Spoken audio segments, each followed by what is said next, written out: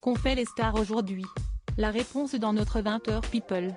Au sommaire ce soir, 2 jours après la naissance du Royal Baby 2, les parents ont dévoilé le nom de la petite princesse.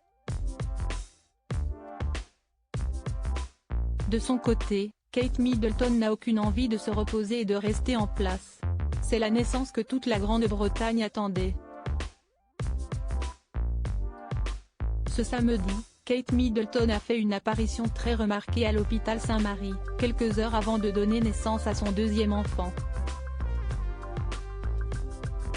Les heureux parents ont ensuite présenté leur petite princesse à la foule massée devant le célèbre établissement londonien.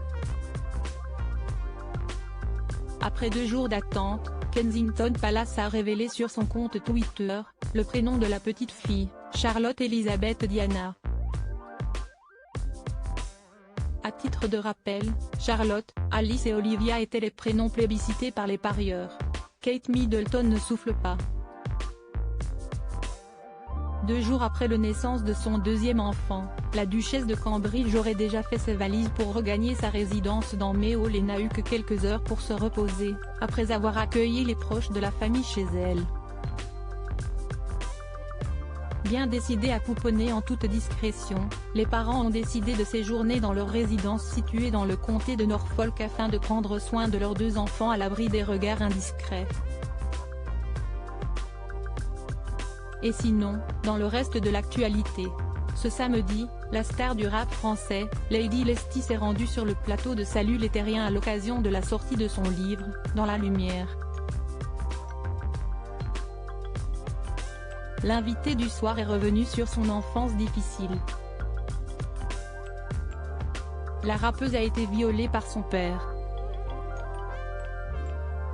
Quand il a tourné son regard vers moi, j'ai su ce qu'il allait faire et j'ai essayé d'ouvrir la porte. Et là, évidemment il l'a bloqué. À partir de ce moment-là, j'étais morte. Mon père était mort, a-t-elle raconté à Thierry Ardisson. Séquence émotion à l'antenne de RTL. À l'occasion de la sortie de son autobiographie Accrochée à la vie, journal d'une renaissance, la sœur de Manuel Valls a raconté son long combat contre la drogue. Je n'ai jamais voulu mourir, j'ai vite été infectée du sida et de l'hépatite C rien qu'en me shootant et j'ai vécu quelques années d'enfer mais ça n'était pas une vie pour moi, c'était une vie d'esclave, a-t-elle témoigné. Merci de nous avoir lus. Rendez-vous demain pour un nouveau point sur l'actualité People. Excellente soirée sur Closer. FR